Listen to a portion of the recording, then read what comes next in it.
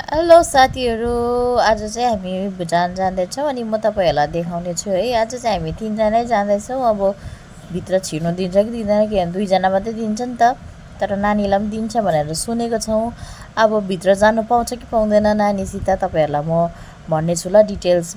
जानु पायो भने के चाहिन्छ, कसो चाहिन्छ है, अनि के गर्नुपर्छ भनेर म तपाईँहरूलाई देखाउने छु। अनि आज चाहिँ एकदमै उयो भइरहेछ, हामी एक्साइटेड भइरहेछ जेसी चाहिँ है।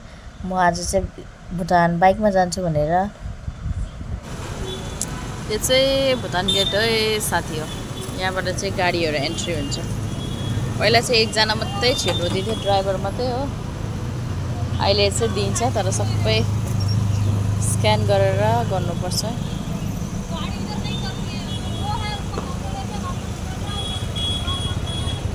अब 3 जना छिर्नु दिन्छ कि दिँदैन, मेरो श्रीमान चाहिँ सोध्न जानुभएको छ। एप्रुभ भयो भने चाहिँ यहाँबाट जाने हो, नभए चाहिँ भित्रबाट जानुपर्छ। इन्डियनहरू पनि छ यहाँ एसएसबीहरू चेक गर्नको लागि।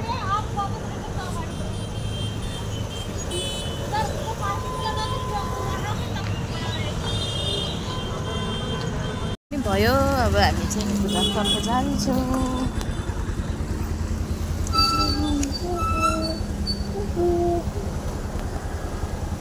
चेक हुन्छ यहाँ चाहिँ।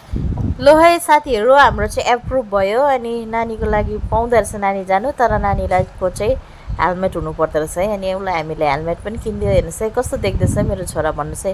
हामी चाहिँ स्क्यान सेसन गरेर अब गेटबाट हामी छिड्यौँ, भित्र आयौँ है। यो पछाडिको देख्दै गर्नुभएको चाहिँ अलिअलि देख्दै गर्नुभएको, यो पछाडिको चाहिँ यो चाहिँ गेट है, भुटान गेट हो। अब चाहिँ हामी भुटानमा एन्ट्री गरिसक्यौँ अनि त्यहाँदेखिको हामी चाहिँ जाँदैछौँ फाइनली। जेसी चाहिँ पुरा खुसी भइरहेछ है जानु पायो बाइकमा भनेर।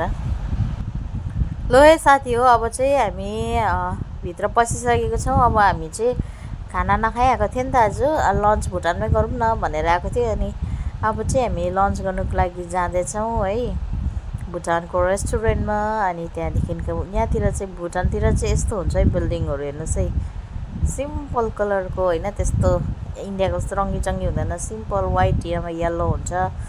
अनि खिड्कीमा चाहिँ मोस्टली खिड्कीमा चाहिँ डिजाइन हुन्छ है, बुट्टा हालेको हुन्छ, कलरहरू लगाएको हुन्छ।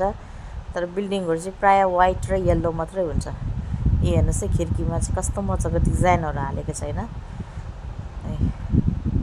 अब चाहिँ हामी यसरी यो बाटोबाट जाँदैछौँ है खाना खानु। अनि हामी चाहिँ यहाँ खाना खान्छौँ है। यो चाहिँ यहीँ यो यसको यहाँनिर चाहिँ यो ओभरब्रिज छ अनि यहाँनिर चाहिँ हामी खाना खान्छौँ। अब हामी उत्रिसकेको छौँ, बाइकलाई यहाँ पार्किङ गरिदिने। त्यहाँदेखिको चाहिँ हामी चाहिँ यो रेस्टुरेन्टको नाम चाहिँ पाक्साम रेस्टुरेन्ट है।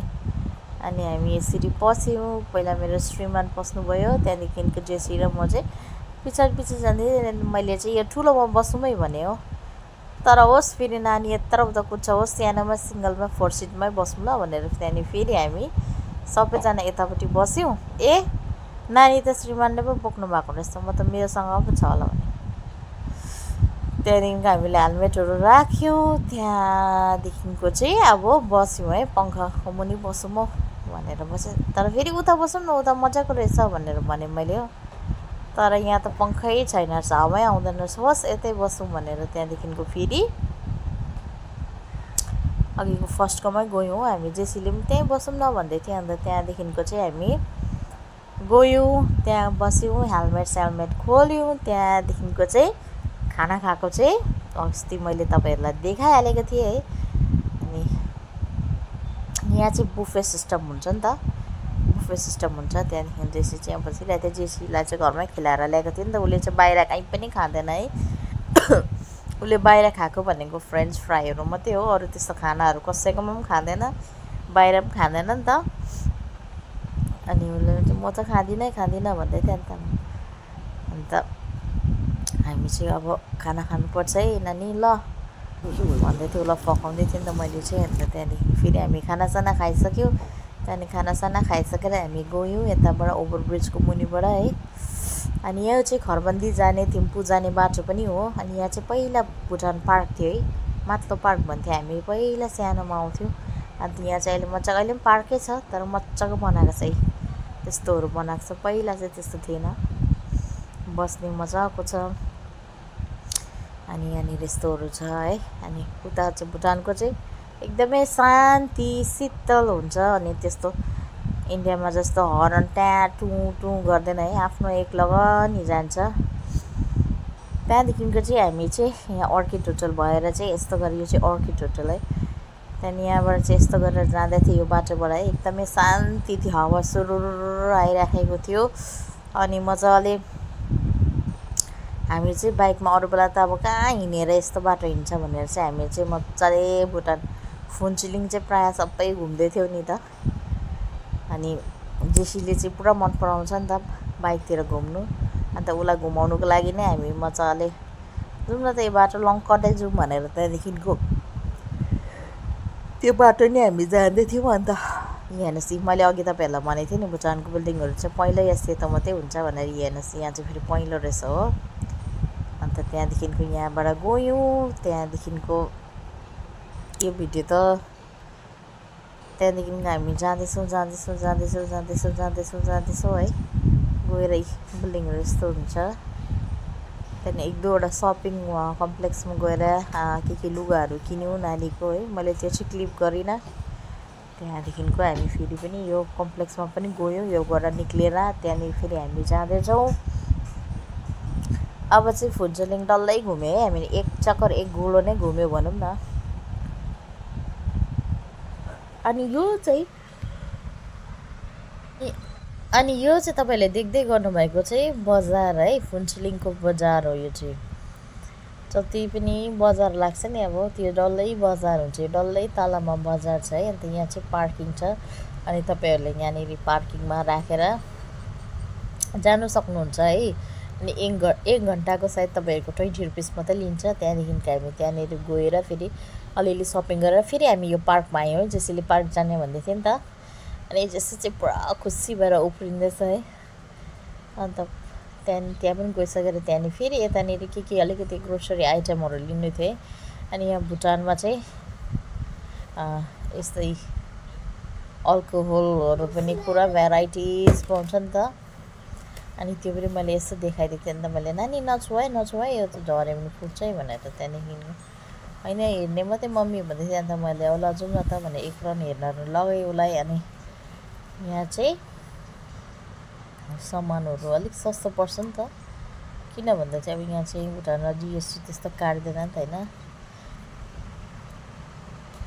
अनि त्यहाँदेखिको इलेक्ट्रोनिकहरू पनि सस्तो पर्छ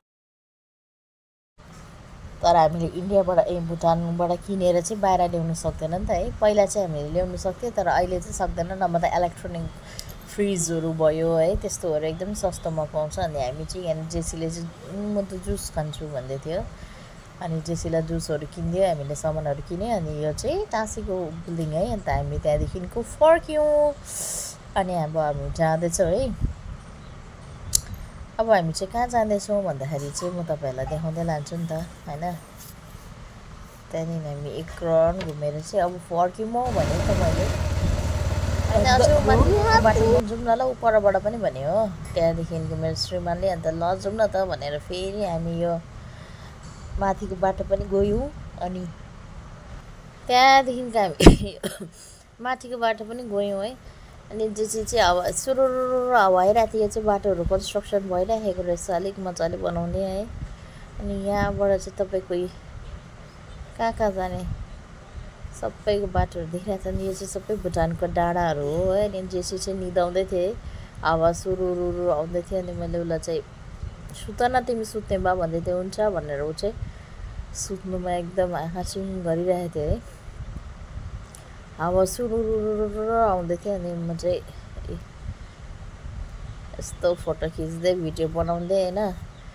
त्यहाँदेखिको गइरहेको थियो हामी चाहिँ अनि यहाँबाट चाहिँ तपाईँहरूको यो जुन चाहिँ ह्याङ्गिङ पुल छ है जुन चाहिँ अहिले सबैजनाले खिचिरहेको हुन्छ नि फोटो भिडियोजहरू पुरा बनाएको हुन्छ नि है यहाँ चाहिँ बाटो बनाउँदै त्यो र यी जामला लागिरहेको छ हो अनि त्यहाँनिर त्यो जाने बाटो है यो यहाँबाट गयो भने चाहिँ सिधै त्यहाँ पुग्छ है तर यहाँनिर चाहिँ भुटानको चाहिँ खासियत के छ भन्दाखेरि जति नै यस्तो जाम भयो भने जे भयो भने पनि हर्न त्यस्तो बजाउँदैन है। अहिले इन्डियामा सँगैमा इन्डियामा त्यस्तो जाम भयो भने चाहिँ के गर्छ भने टाटा टिटिट गर्छ है। यहाँ जाम भएको कारण चाहिँ बाटो पनि बनाउँदै थियो, प्लस के भन्दा यहाँनिर आज प्रोग्राम थियो रहेछ है, मान्छे पुरा भिड थियो। त्यहाँदेखिको यो साइडमा देख्नुहुँदैछ तपाईँहरूले, यो पुल पनि कुनै समयमा पुरा फेमस थियो, अहिले पनि छ तर त्यति साह्रो छैन अहिले हो। फर्स्टमा बनिँदा चाहिँ पुरा फोटोहरू खिच्न आउँथ्यो है। अनि यो बाटो चाहिँ यस्तो भएको छ अहिले, यो चाहिँ अब त्यहाँबाट सिधा चाहिँ त्यो गइराख्ने ठाउँ क्या, पहिलाको नर्गे होलको बाटोहरू हो यो। त्यहाँदेखिको यो चाहिँ पहिलाको नर्गे होलको जाने बाटोहरू हो। त्यहाँदेखिको अब तपाईँहरूलाई म देखाउँदै लानेछु है। यहाँबाट चाहिँ सानोबाट एउटा ओभरब्रिज, अब टनल भनौँ न, टनल जस्तो पनि छ है। सानोबाट त्यस्तो टनल त होइन तर पनि अब भनिदिउँ न। त्यहाँदेखि यस्तोहरू छ। अनि साइडमा चाहिँ हेर्नुहोस् त मजाले मान्छे हिँड्ने बाटो पनि छ, टक्कै गाडी आरामले हिँडिराखेको छ। यता मान्छे हिँडिराखेको छ है। बिल्डिङ हेर्नुहोस् न यस्तो हुन्छ, खिड्कीमा मात्रै डिजाइन हुन्छ है। ए मैले तपाईँहरूलाई भनिराखेको थिएँ नि सानोबाट टनल जस्तो छ भनेर। ए यो चाहिँ यस्तो छ। अनि यो चाहिँ सानोबाट मात्रै छ, बेसी छैन। त्यहाँदेखि यहाँबाट चाहिँ यस्तो बाटो छ होइन। पहिला चाहिँ यस्तो थिएन, अब को अहिले टाढो बस्नुहुन्छ यहाँ हेर्नुहोस् है। फुन्चुलिङ चाहिँ यस्तो डेभलप भइसकेको छ अहिले है। यस्तो बाटो भइराखेको छ होइन। न तपाईँले यहाँबाट सिधै गएर हेर्दै जानुहोस्। ए यस्तो हरियाली छ, मजाले रुखहरू रोपेकोहरू छ होइन, मजाको झन्डी लगाएको।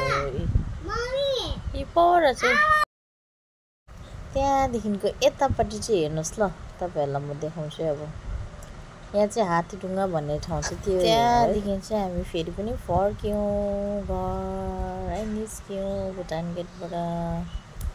Okay bye bye, like share comment गर्नु नभुलिनुहोस् होला। Take care.